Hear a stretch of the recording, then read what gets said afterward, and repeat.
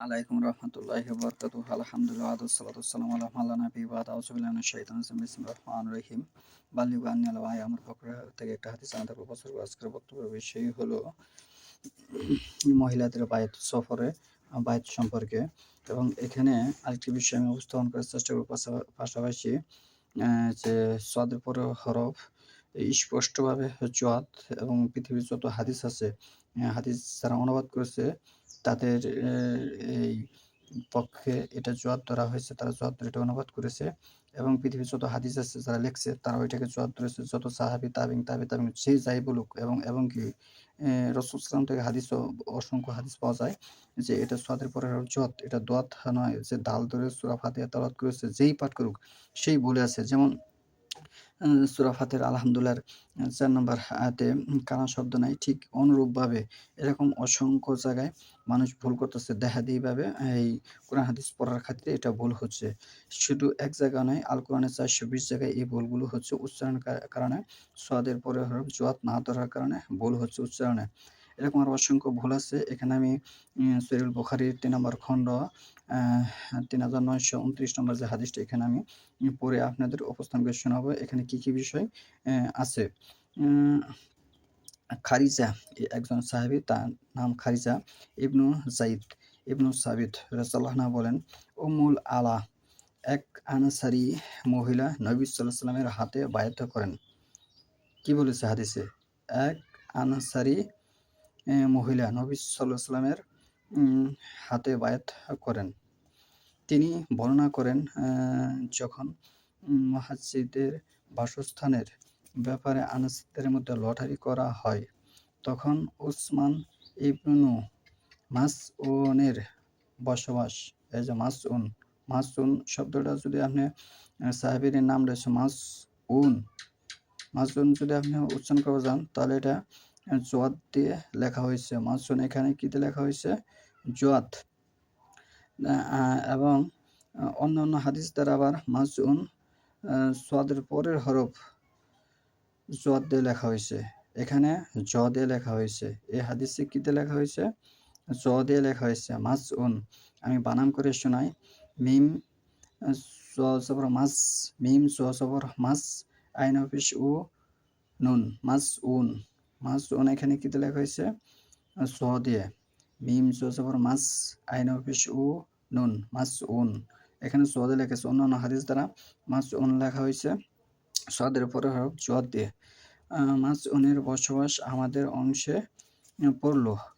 উম্মুল আলা এই মহিলাটা বলতেছে, রাদিয়াল্লাহু আনহা বলেন, এরপর তিনি আমাদের এখানে এসে অসুস্থ হয়ে পড়েন।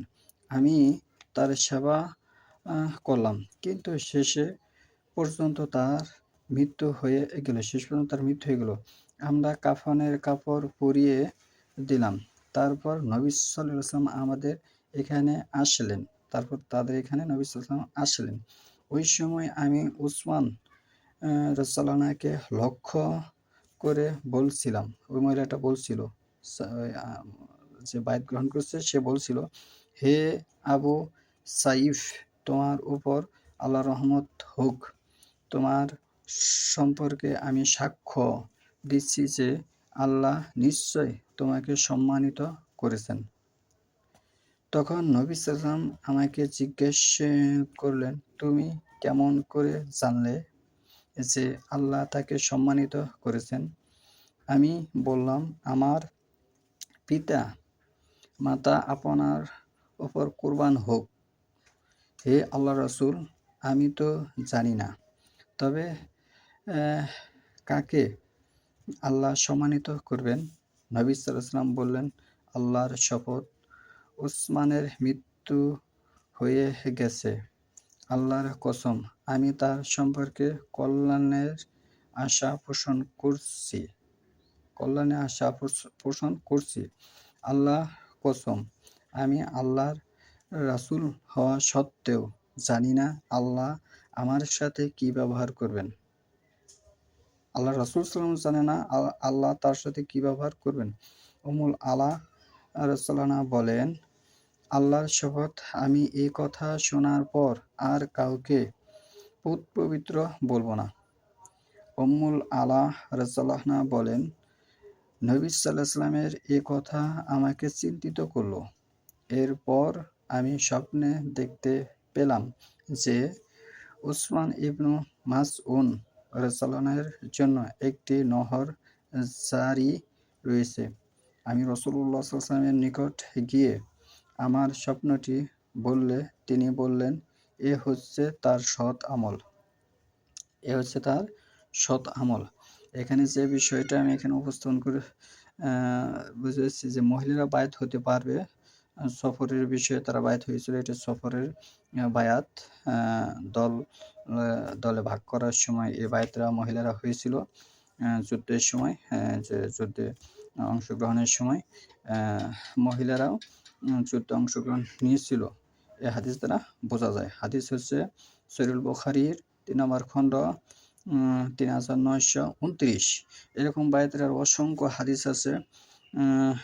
কিন্তু ইসলাম বর্তমানে খণ্ড-বিখণ্ড হয়ে যাওয়ার কারণে মানুষ ইসলাম নিয়ে ছিনিমিনি খেলা শুরু করেছে এবং ইসলাম একটি সম্মানীয় বিষয় ছিল, সেটা আজ মানুষ তুচ্ছ করে ফেলেছে। বায়াত তার কাছেই হতে হবে আ এই যে শিরিক বেদাত করে না, আল্লাহর সাথে শরিক করলে তার আমল বরবাদ হয়ে যাবে। সূরা আনামের ৮৮ নম্বর আয়াত পড়ে দেখুন। শরিক ওটাকেই বলা হয়। সূরা ইউনূসের ১৮ নম্বর আয়াত পড়ে দেখুন।